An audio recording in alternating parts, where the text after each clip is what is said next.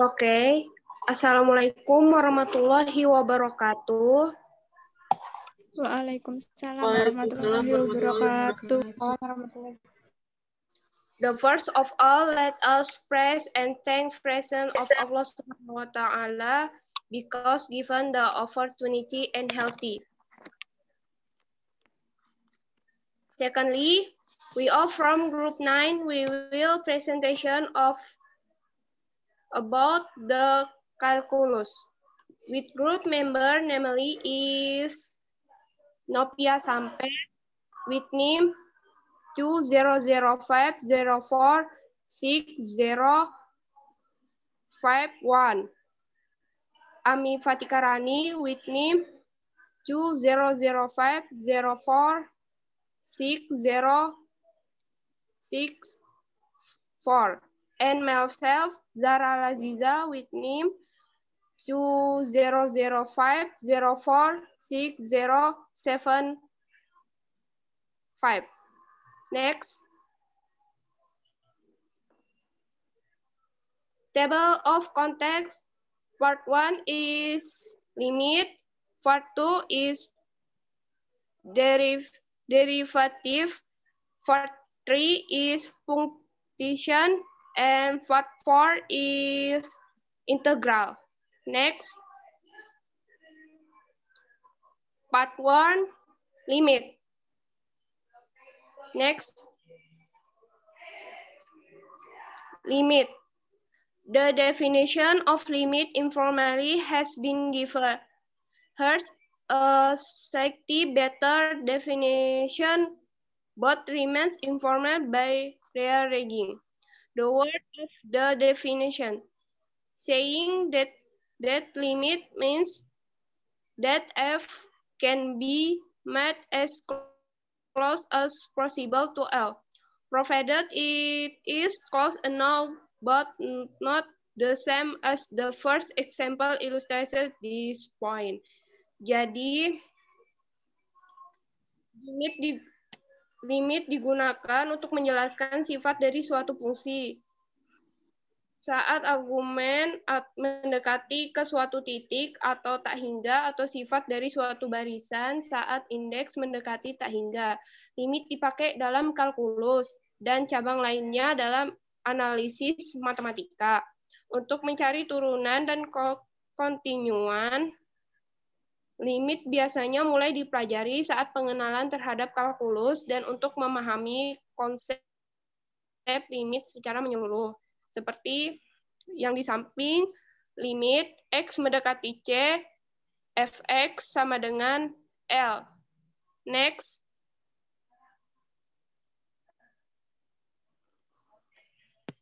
Example, find limit X approaching 3x squared 2 minus X minus 6 per X minus 3. Yang jadi pembahasannya yaitu limit X mendekati 3, X pangkat 2 dikurang X dikurang 6 per X kurang 3. Sama dengan limit X mendekati 3, X dikurang 3, dan X ditambah 2 per X kurang 3 dihasilkan menjadi limit X mendekati 3, X tambah 2, yang hasilnya 3 tambah 2 sama dengan 5. Next. Will be expression by Novia Sampe. Time is yours. Baik, di sini saya akan menjelaskan tentang turunan. The derivative is a conclusion of the change in the value of the function because to change in the input value or variable. Jadi turunan merupakan suatu perhitungan terhadap perubahan nilai fungsi karena perubahan nilai input atau variabel. Derivative can also be referred to as differential and the process of determining the derivative of function is called differentiation. Turunan dapat disebut juga sebagai diferensial, dan proses dalam menentukan turunan suatu fungsi disebut sebagai diferensiasi.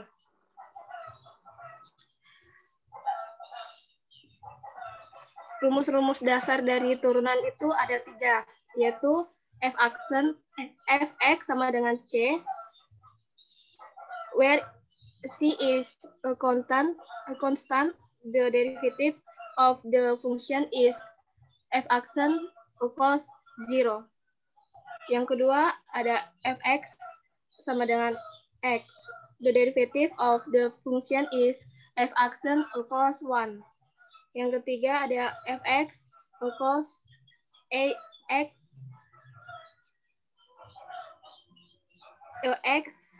to the power of n.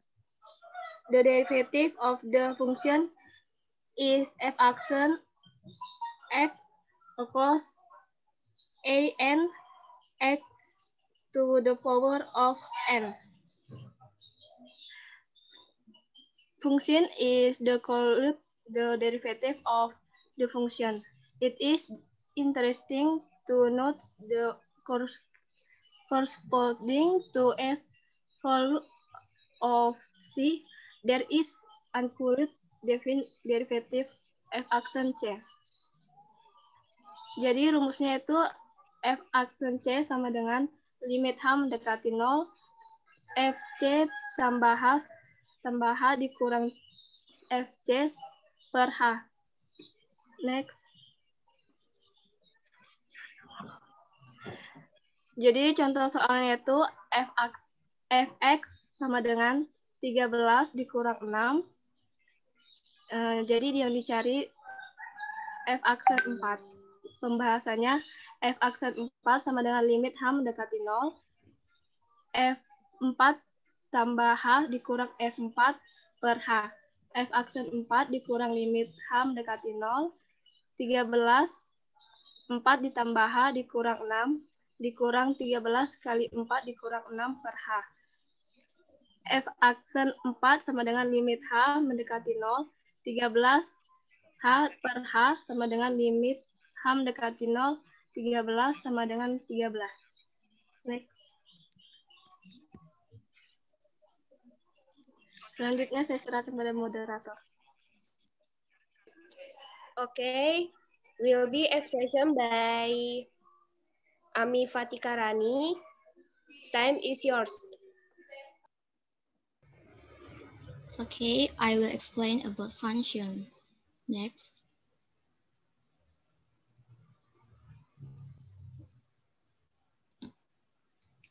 Functions. Number 1, composite functions. The definition: if f and g are functions, the composite function f composite with g is defined by f composite with gx equals f gx. The domain of f composite with g consists of the number x in the domain of g for which gx lies in the domain of f. And the number 2, quadratic functions.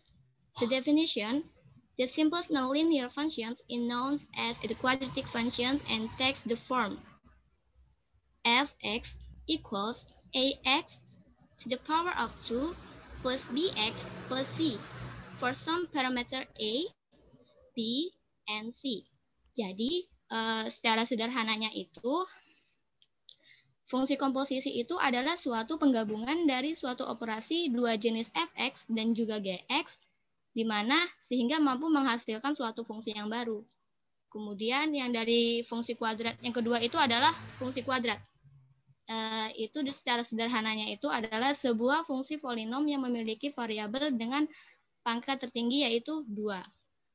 Jadi di situ kan sudah tertulis fx adalah fx sama dengan ax kuadrat ditambah bx ditambah c, di mana itu pangkat tertingginya adalah 2. Kemudian x itu merupakan variabel bebas, dan a dan b itu merupakan koefisien, dan c itu merupakan konstanta. Next. Okay, functions. Number 1, composite functions. The example: if fx equals 3x and gx equals 2x plus 1, Find f composite with gx. The answer, f composite g with x, f composite with gx equals f gx. It equals 3 times 2x plus 1 equals 6x plus 3. And number 2, quadratic functions. The example, x to the power of 2 minus 9, negative 9 equals 0. Find a, b, c. The answer, a equals 1, b equals 0, and c equals minus 9. Baik, saya kembalikan kepada moderator.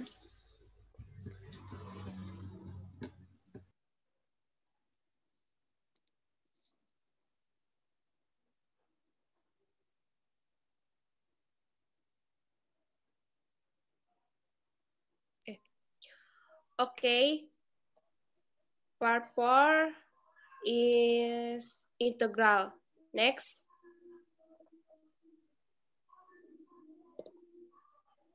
Integral. Integral can be interpreted as following: the discovery of a problem is differentiation in which mathematicians must think how to solve that problem contrary to differentiation solution. The symbol for the integral is integral. Jadi, integral adalah sebuah konsep penjumlahan secara berkesinambungan dalam matematika. Integral dan inverse-nya, diferensinya adalah operasi utama dalam kalkulus. Integral itu sendiri dikembangkan menyusul masalah dalam diferensiasi, yaitu matematikawan harus berpikir bagaimana menyelesaikan masalah yang berkebalikan dengan solusi diferensiasi. Oke, next. Example, contohnya integral 20 4x pangkat 3 dikurang 2x tambah 5 dx, yang pembahasannya yaitu x pangkat 4 dikurang x pangkat 2 ditambah 5x sama dengan 2 pangkat 4 dikurang 2 pangkat 2 ditambah 5 dikali 2 dikurang 0 pangkat 4 dikurang 0 pangkat 2 ditambah 5 dikali 0. Hasilnya yaitu 16 dikurang 4 ditambah 10 dikurang 0 menjadi 22. Next. Thank you very much and sorry if something goes wrong, and wassalamualaikum warahmatullahi wabarakatuh. Waalaikumsalam warahmatullahi wabarakatuh. Okay, next.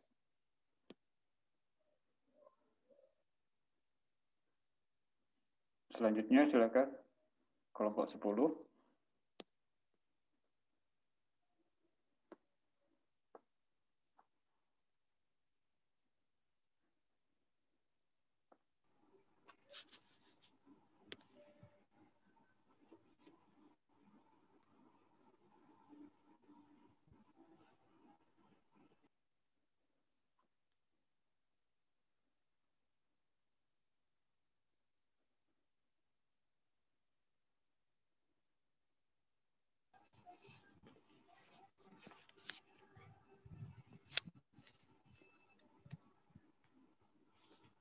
In the name of Allah, the most gracious and the most merciful.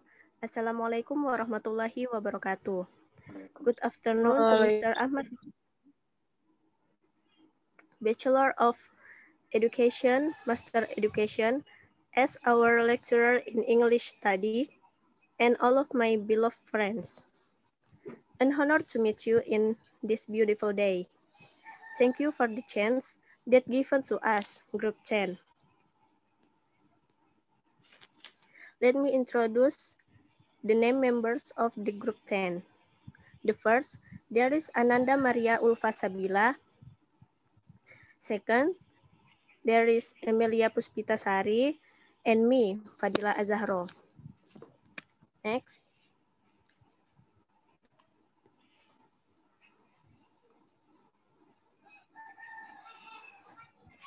Now, we would like to present about statistics.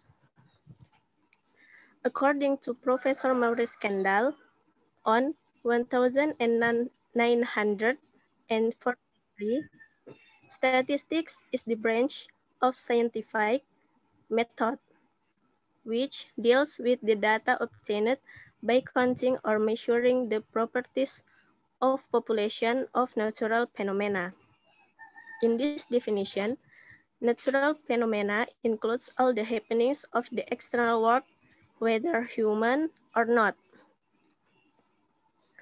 So, statistica is science that studies how to plan, collect, analyze, interpret, and finally present data. In short, statistics is the data-related science. From data collections, statistics can be used to deduce or describe data.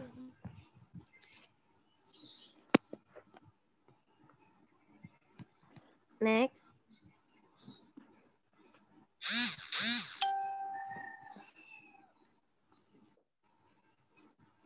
The next is measurement. Measurement split into 5 kinds. The first is framework. The process of producing measurement is both a technical and to an extent philosophical exercise. Second, observer effects. In both social and pure science research, observer effects can be significant. The third is metrics.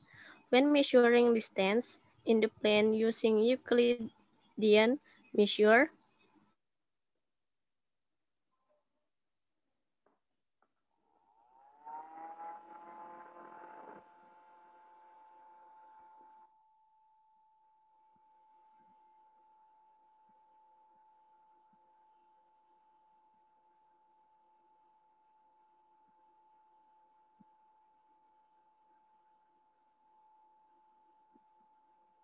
Fadila Azahro,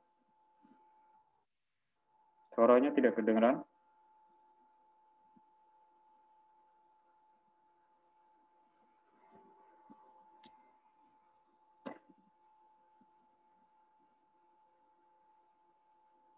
Kelompok 10.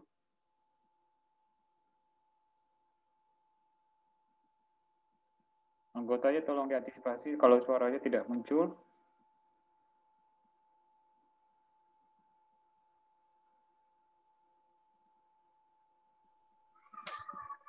Baik, saya lanjutkan.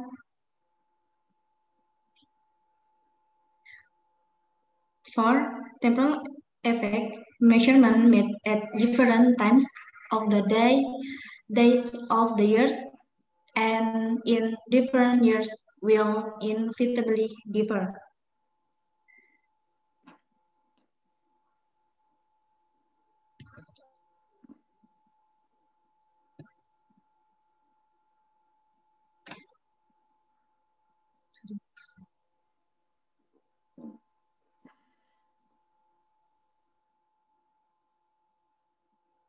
Next.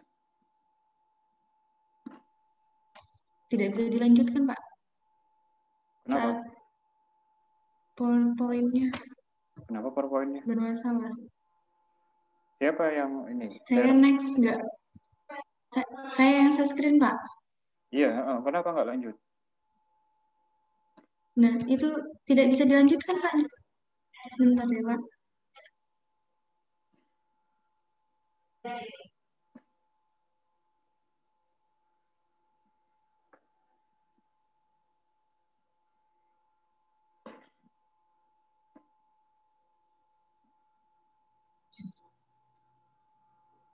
Ya, segera dilanjut ya.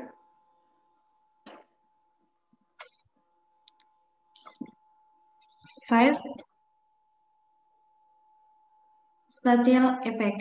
Measurement made at different locations will typically exhibit spatial variation. If all locations provide identical data, the result will be a spatially uniform distribution. Measurement scale. 1. Nominal or categorical. Data is really just assessment to named classes. An attribute is nominal if it successfully distinguishes between groups, but without any implied ranking or potential for arithmetic. 2. Ordinal. This term refers to data values that involves a concept of order from less to great and might include negative numbers and zero. 3. Interval. Numeric data, the exhibits order plus the ability to measure the interval or distance between any pair of objects on the scale. 4. Ratio and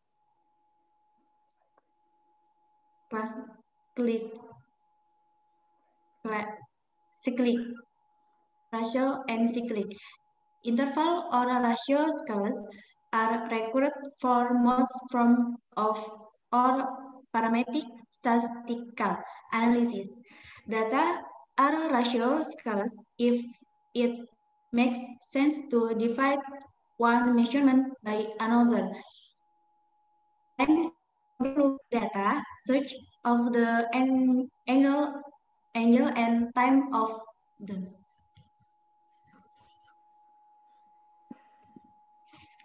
measure of central tendency.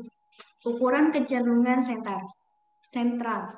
When describing a typical value to represent a data set, most people think of a value at the center and use the word average.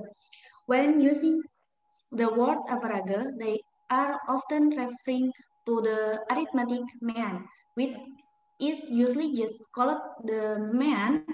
And when asked to explain how to get the mean, most people respond by saying, add up the data values and divide by the total number of data values. Jadi, saat menjelaskan nilai khas untuk mewakili kumpulan data, kebanyakan orang itu memikirkan nilai di pusat dan menggunakan kata rata-rata. Ketika menggunakan kata rata-rata, mereka sering mengacu pada rata-rata aritmatika yang biasanya hanya disebut rata-rata, dan ketika diminta untuk menjelaskan cara mendapatkan rata-rata, kebanyakan orang itu merespon dengan mengatakan menambahkan nilai data dan membaginya dengan jumlah total nilai data.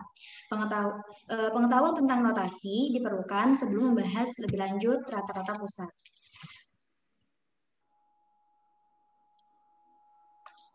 Sigma notation and the mean. Notasi sigma dan mean. A sample of size and taken from a population can be identified as follows. The first item can be called x1, the second item x2, and so on up to xn. The sum of these n items of data is given by x1 at x2 at x3 at point xn.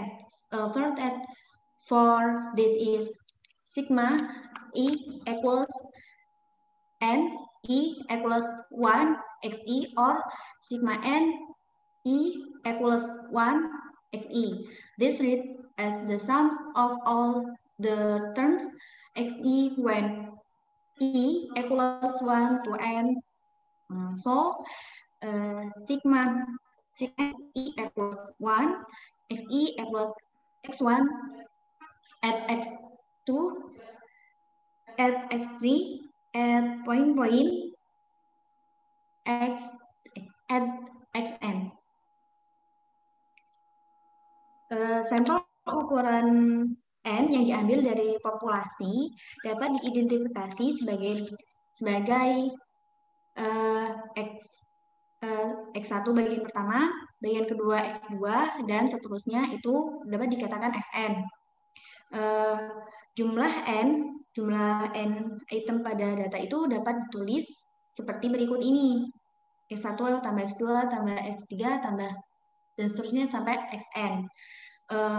Dan penulisannya itu secara singkat dapat ditulis sigma I itu batasan atau data berapa ditulis I diawali dari 1 dan diakhiri oleh N. Yang N itu sesuai dengan data yang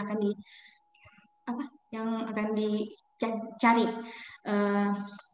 Dan rumusnya itu dapat dilihat seperti ini. Next, the mean from a frequency table. Rata-rata dari sebuah tabel frekuensi. Often data is presented in a frequency table. That notation for the mean is slightly different in such cases. The mean is the most commonly used average in statistics. The mean described here is correctly called the arithmetic mean.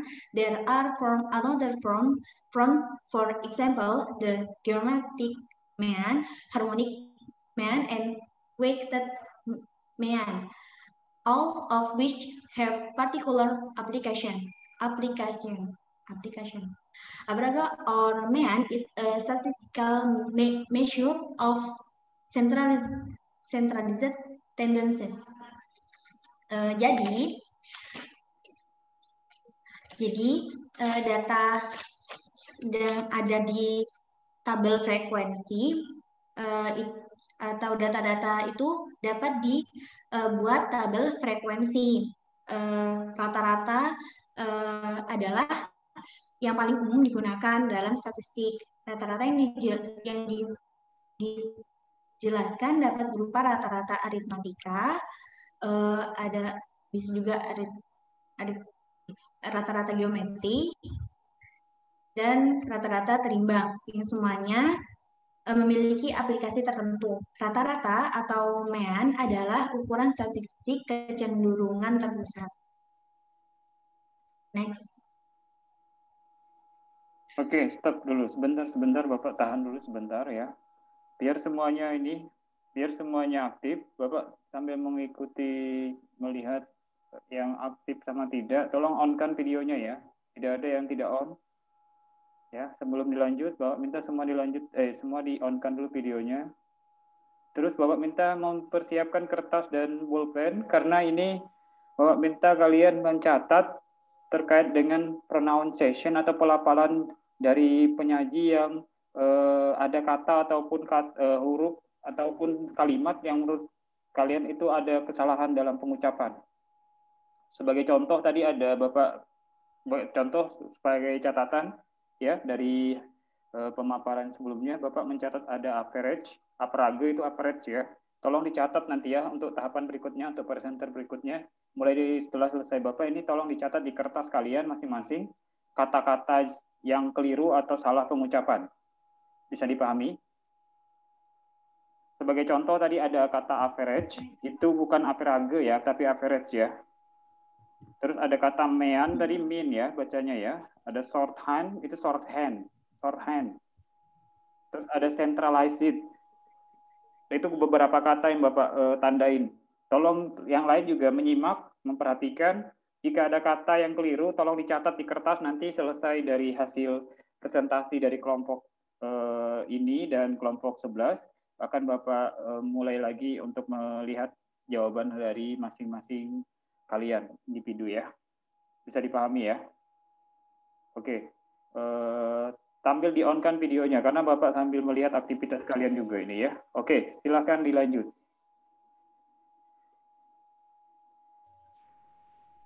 Okay, I'll continue.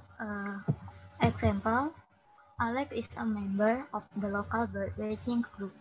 The group are concerned about the effects of pollution and climatic change on the well-being of birds.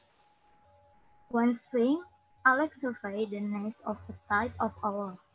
While the owls usually lie up to age Up to 6 age, Alex collect data from 15 years. These data are shown in the following frequency table. In the table, number of age, 1, 2, 3, 4, 5, and 6. Frequency, 1, have 4, 2, 12, 3, 9, 4, 18, 5, 7, 6 is 0. Total, sum F equals 50. Next.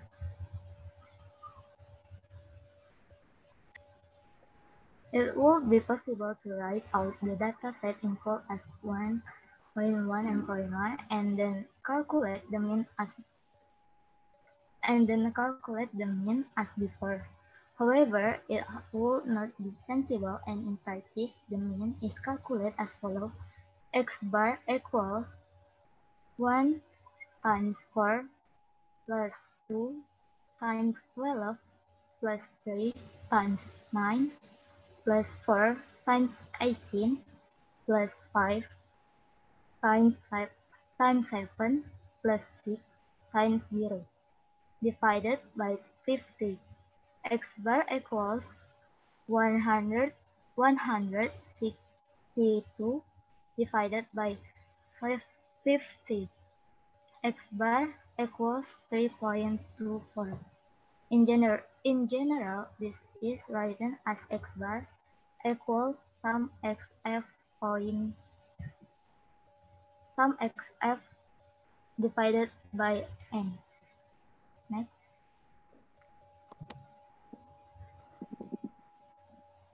Median.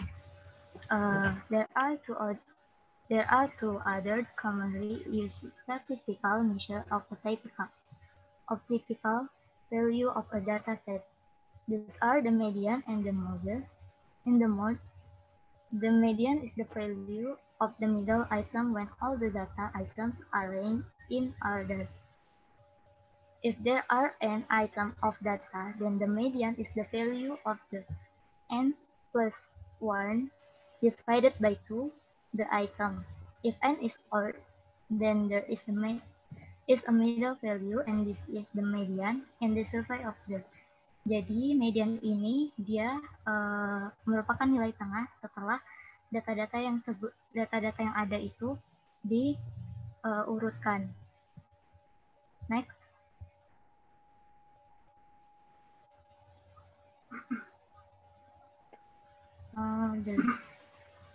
The model is the value which occurs most frequently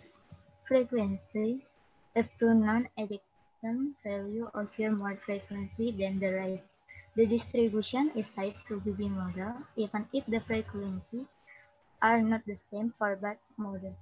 The model data usually indicates that the sample has been taken from two populations. Next.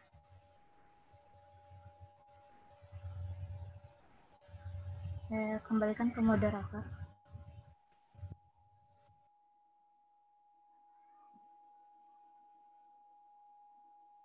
Oke, kelompok 10 sudah selesai. Silahkan dipersiapkan untuk kelompok 11. Sambil mempersiapkan bahan materi kelompok 11, jangan lupa tugas individunya menyimak apa yang disampaikan oleh presenter. Jika ada yang keliru, tulis. Nanti di ending akan Bapak minta. Silahkan kelompok 11.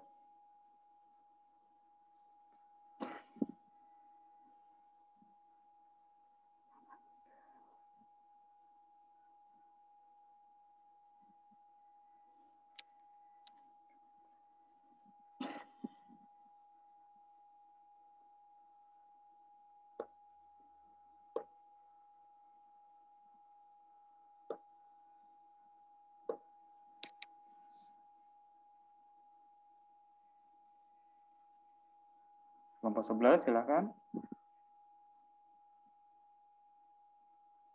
Explain to you all about geometry. And firstly, I would like to thank to our lecturer, Mr. Ahmad Muhtadin, SPD MPD, to give us this opportunity to explain this topic. And firstly, I would like to thanks to Allah Subhanahu wa Ta'ala for give us everything. Secondly, salawat and salam also delivered to our Prophet Muhammad Sallallahu Alaihi Wasallam. Before we starting this presentation, like us to introduce ourselves. My name is Najara Faislaisa with college student ID number 2005046053, and two of my friends, Kelvin Elias Andreas and Resti Herawati. Next.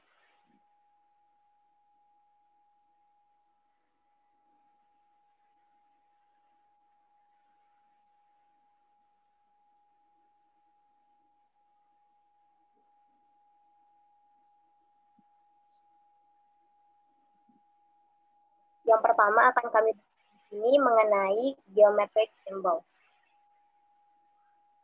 Next.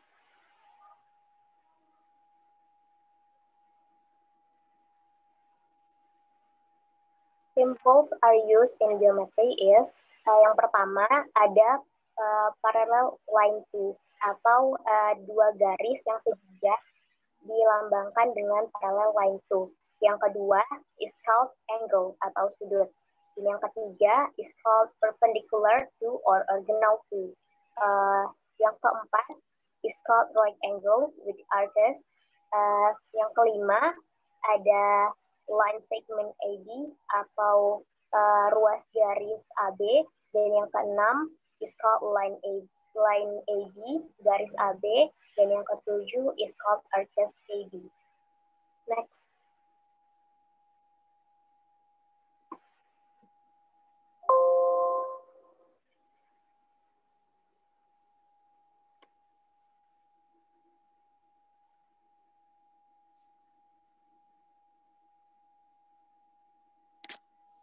Let's see the picture. The first picture. This is a line. There are two lines of this picture. Ada line A and line B. Ada garis A dan garis P, di mana kedua garis ini sejajar. Jadi dapat disimpulkan bahwa garis A sejajar dengan garis P atau A parallel line to P. And the next one is M perpendicular to M, di mana line M and N have 90 degree dan membentuk right angle atau sudut siku-siku, or kita juga dapat menuliskannya dengan angle MN is equals to 90 degree. The next picture is A equals to C, di mana sisi A ini panjangnya sama dengan sisi C yang berhadapan. Next.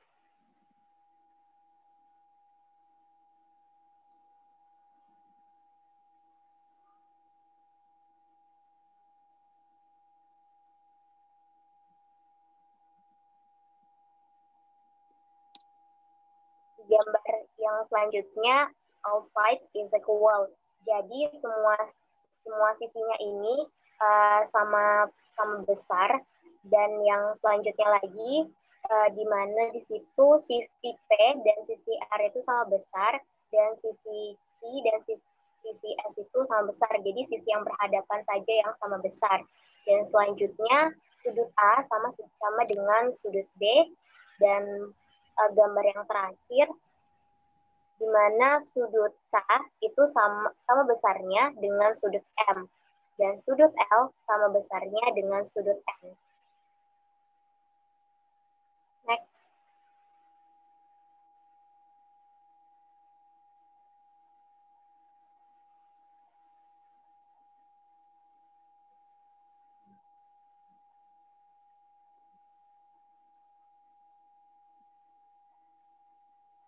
Selanjutnya akan dibahas mengenai fundamental rules.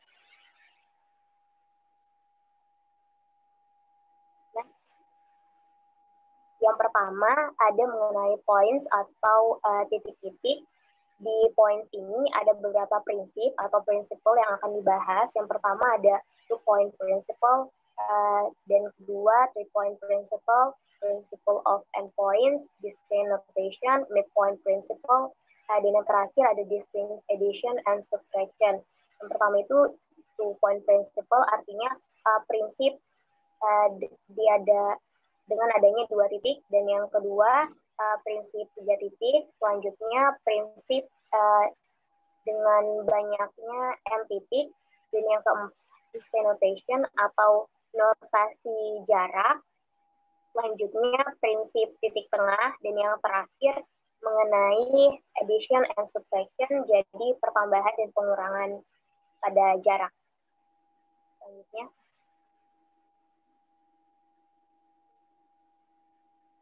Untuk yang kedua, the angle atau sudut, and this topic itu ada beberapa juga. Yang pertama, angle notation atau notasi sudut.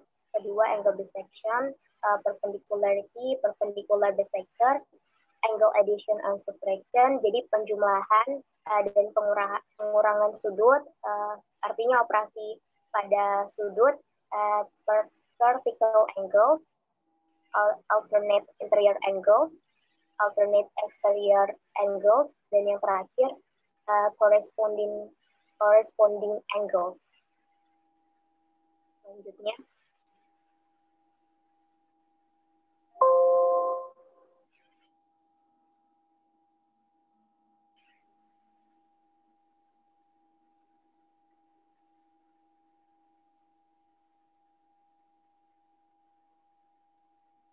Selanjutnya ada parallel principle, jadi prinsip sejajar. Suppose L is a straight line. Jadi diasumsikan bahwa L ini merupakan sebuah garis lurus, and P is a point not on L, dan P ini merupakan sebuah titik yang tidak berada di L, then there exists one and only one straight line M through P, such that line M is parallel to line L, dan ada satu-satunya garis yang melalui titik T ini, di mana garis tersebut paralel dengan garis tersebut, yaitu garis M paralel dengan garis L. Ini dapat dilihat pada gambar yang ada di slide, gambar 913 sebagai ilustrasinya. Next.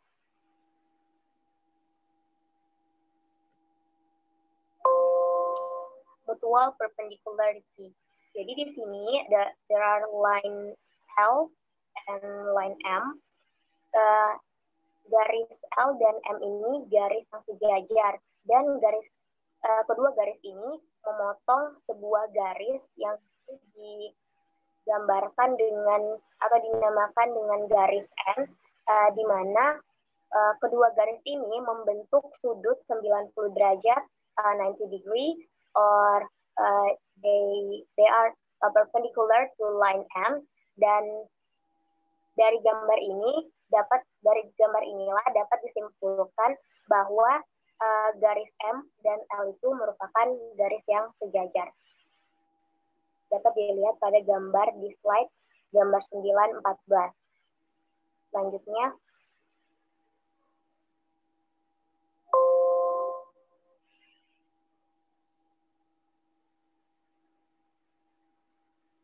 Next one is triangles. Next.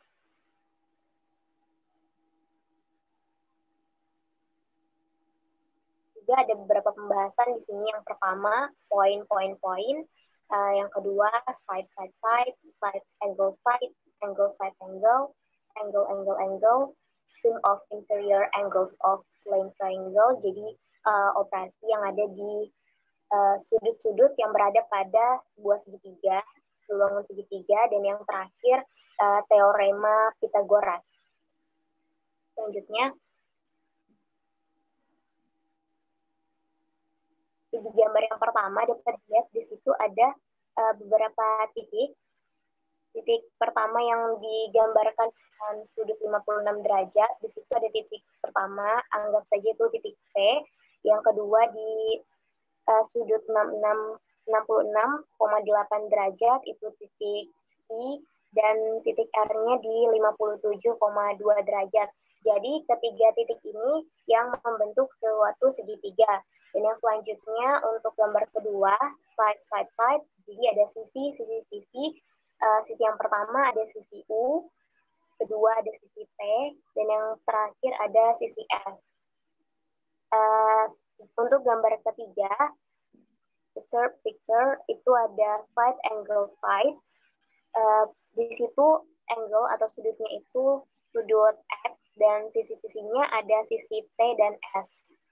Yang keempat, angle side angle, ada sudut X dan sudut Y, dan mempunyai sisi S. Selanjutnya ada angle. Di situ ada sudut Z, sudut X, Y, dan Z. Selanjutnya ada sum of interior angles of plane triangle. Jadi penjumlahan dari sudut-sudut yang berada di sebuah segitiga.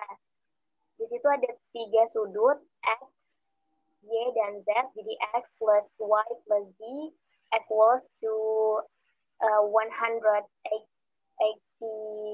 degree. Jadi memang sudut-sudut di sebuah segitiga jika dijumlahkan itu akan sama dengan 180 derajat. Dan yang terakhir ada theorem of Pythagoras.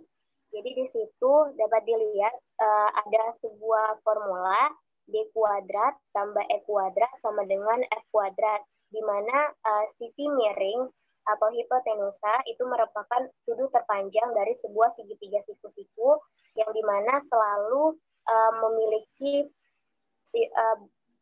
selalu berlawanan dengan sudut siku-sikunya, di mana kuadrat dari sisi miring atau sisi terpanjang tersebut akan sama dengan jumlah kuadrat dari dua sisi yang lain. Next. And this will be explained by Resti Herawati. Time is yours. Baik, materi selanjutnya yaitu quadrilaterals. Next. Quadrilateral have 4 sides. It comes from the Latin word quadri, which means 4, and latus, which means side. 3 are 4 kinds of quadrilateral, that is irregular, quadrilateral, trapezoid, parallelogram, rhombosus, rectangle, and square. Segi empat ini memiliki 4 sisi. Segi 4 berasal dari bahasa Latin quadri yang artinya 4 dan latus yang artinya sisi. Ada beberapa macam segi 4, yaitu segi 4 tidak beraturan, trapesium, jajar genjang, belah ketupat, persegi panjang, dan persegi. Next. Irregular quadrilateral have 4 sides but not equal. Angle and side is not parallel. Can be many different shapes. Segi 4 tidak beraturan, memiliki 4 sisi tetapi tidak sama, dan memiliki sudut dan sisi tidak sejajar. Segi 4 tidak beraturan ini bisa bermacam-macam bentuk, bisa dilihat di slide ini. Next. Trapezoid have 4 straight sides with 1 parallel side. Parallel sides are called bases and non-parallel sides are called leg. Trapezoid is of 3 types, namely, that is right trapezoid. It has a pair of right angles. Isosceles trapezoid. It has equal leg of non-parallel side. Scalene trapezoid. It neither has equal angles, not has equal sides. Trapesium ini memiliki 4 sisi lurus dengan 1 sisi sejajar. Sisi sejajar disebut alas dan sisi bukan sejajarnya disebut dengan kaki. Trapesium sendiri itu terdiri dari 3 jenis, yaitu trapesium kanan memiliki sepasang sudut siku-siku.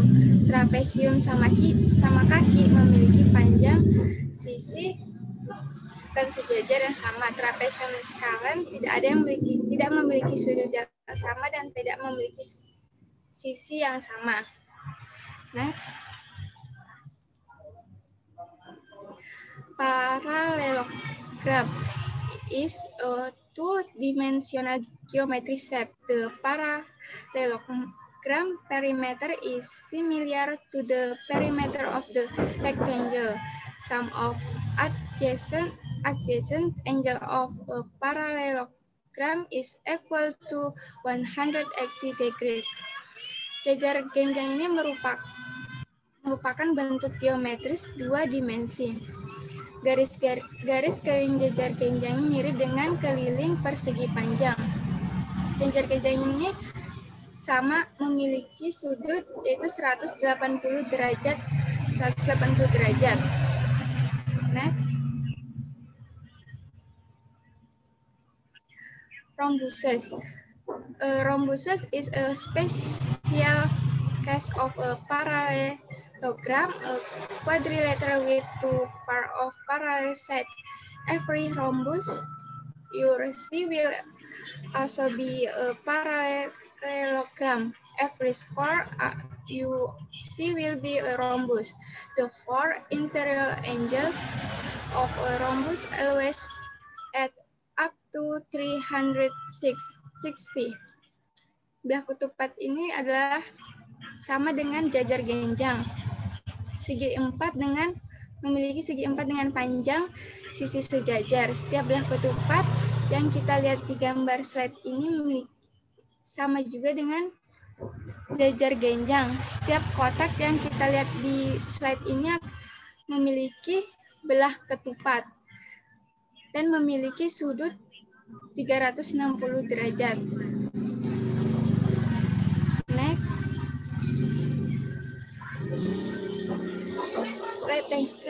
Rectangle have two parallel sides and two equal sides. A rectangle has no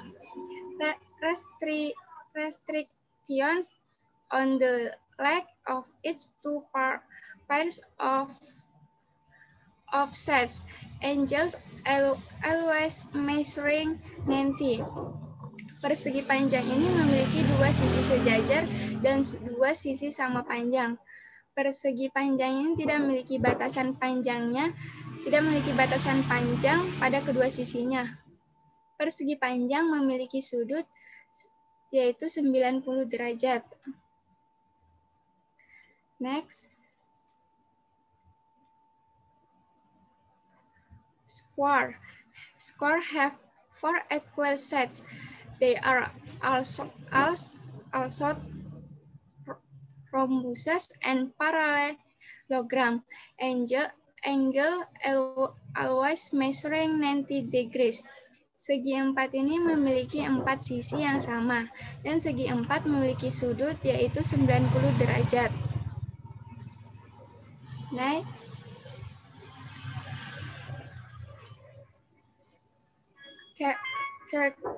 Circles and ellipses.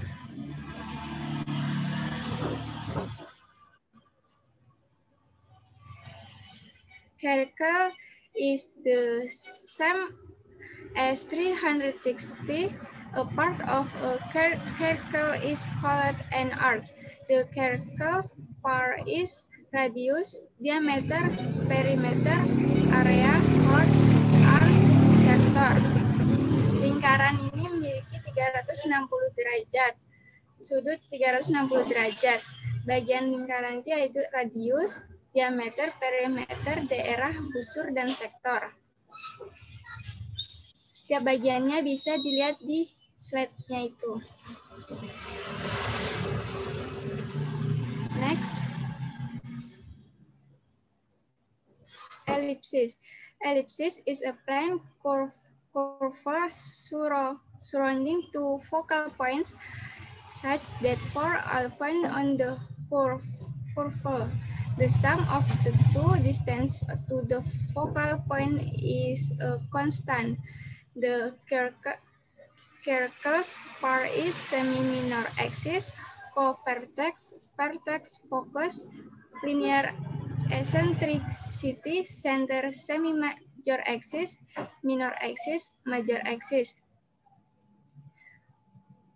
Oval ini sama dengan kurva bidang yang mengelilingi dua titik fokus, sehingga untuk semua titik pada kurva, jumlah dua jarak ke titik fokus disebut dengan konstanta. Bagian-bagian dari lingkarannya itu yaitu sumbu semi minor, puncak, fokus, eksentrisitas linear, pusat, sumbu kecil, dan sumbu utama. Next. Point, lines, and planes.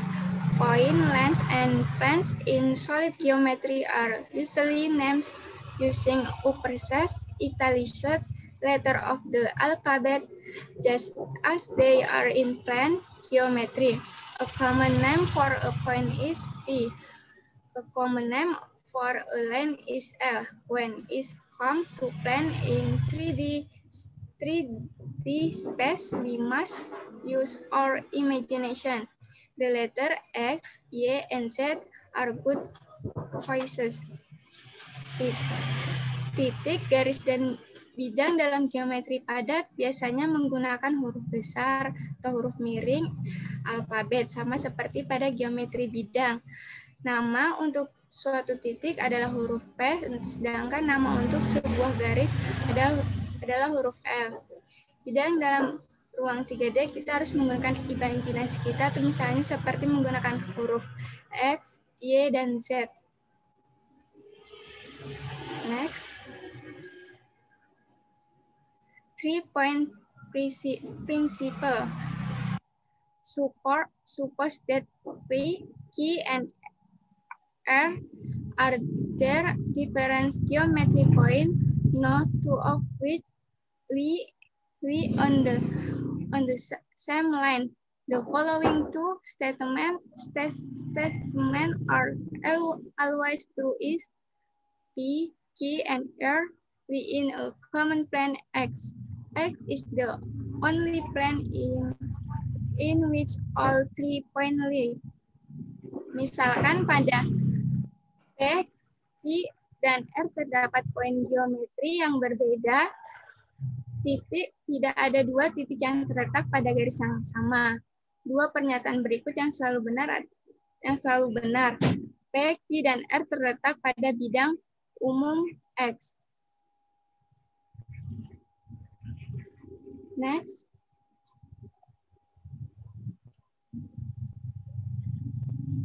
Plane regions. The 2D counterpart of the 1D line segment is the simple plane region. A simple plane region consists of all the points inside polygon or enclosed curve. The polygon or curve itself might be included in the set of points comprising the simple plane region is said to be closed. Pada bagian 2D dari segmen dari garis 1D adalah bidang sederhana. Daerah bidang sederhana terdiri dari semua titik di dalam kurva tertutup ini. Poligon atau kurva itu mungkin termasuk dalam himpunan titik yang menyusun bidang-bidang sederhana yang tertutup. Next. Half planes. Sometimes it is useful to talk about the portion of a geometric plane that lies on one side of a certain line. In the image below, the image bringing together all possible geometry rise. Bidang setengah ini termasuk bagian dari bidang geometri yang terletak di satu sisi dari garis tertentu. Pada gambar di bawah ini, kita bisa membayangkan untuk menyatukan semua kemungkinan garis-garis, yaitu garis-garis geometri. Next.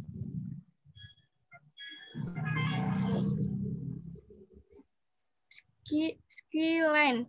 To line L and M in three spaces are ski line if and only if both of the following are true. Lines L and M do not intersect. Line L and M do not lie in the same plane. Garis kemiringan dari dua baris L and M dalam tiga spasi adalah garis miring jika dan hanya jika kedua hal berikut bisa benar, yaitu garis L dan M tidak berpotongan, garis L dan M tidak terletak pada bidang yang sama. Next. Saya kembalikan ke moderator.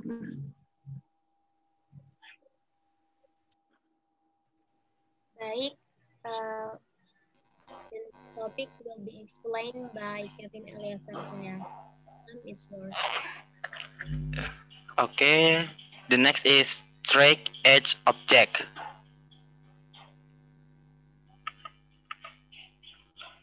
The tetrahedron. The figure shows a tetrahedron. The surface area is found by adding up the interior areas of all four triangular faces. In the case of a regular tetrahedron, all 6 edges have the same length, and therefore, all four faces are equilateral triangles.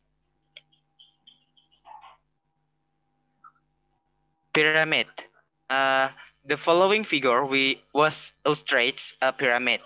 This figure has a square or rectangular base and 4 slant faces. If the base is a square and if the apex or the top of the pyramid lies directly above a point at the center of the base, then the figure is a regular pyramid and all of the slant faces are isosceles triangle.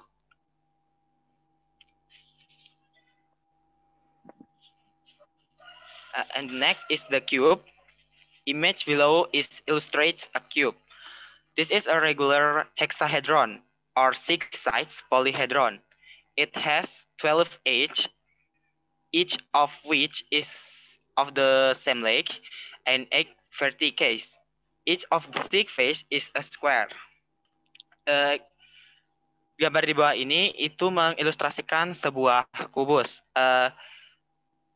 Imagine a cube was each have length as shown in figure. The surface area of the cube is given A equals 6s square. The rectangular prism. Figure in below illustrates a rectangular prism. This is a hexahedron. Each of whose 6 faces is a rectangle. The figure has 12 edges and 8 verticals. Ini adalah prisma berbentuk balok. Dia juga merupakan hexahedron. Dan dia juga memiliki 2 sisi dan 8 rusuk. The parallelepiped. A parallelepiped is a 6-faced polyhedron in which each face is a parallelogram and opposite pairs of faces are congruent. The figure has 12 edges and 8 vertices. These acute angles between the pairs of edges are X, Y, and Z. As shown in figure in below illustrates a rectangular prism. This is a hexahedron. Each of whose 6 faces is a rectangle. The figure has 12 edges and 8 verticals. And the next is cones, cylinders, and spheres. A cone it has a circular or elliptical base and apex point. A cone is like a circular pyramid. It has a circular base and a surface formed by straight line segment of each point on the circumference up a single vertex. Next is cylinders. A cylinder has a circular or elliptical base and a circular or elliptical top that is congruent to the base and that lies in a plane parallel to the base. The radius of each circular base is r. You could say that cylinders in some ways are circular version of a prism. Spheres. Consider a specific point P in 3D space. The surface of a sphere S consists of the set of all points at a specific distance or radius r from point P. The interior of sphere S, including the surface, consists of the set of all points whose distance from point P is less than or equal to r. The interior of sphere S, not including the surface, consists of the set of all points whose distance from P is less than R. Saya kembalikan kepada moderator. Thanks, Gavin. Gavin's explanation has ended our presentation. Thank you for your listening, your attention. May all those we have served be beneficial for all of us. Wassalamualaikum warahmatullahi wabarakatuh and good afternoon. Waalaikumsalam warahmatullahi wabarakatuh. Waalaikumsalam warahmatullahi wabarakatuh.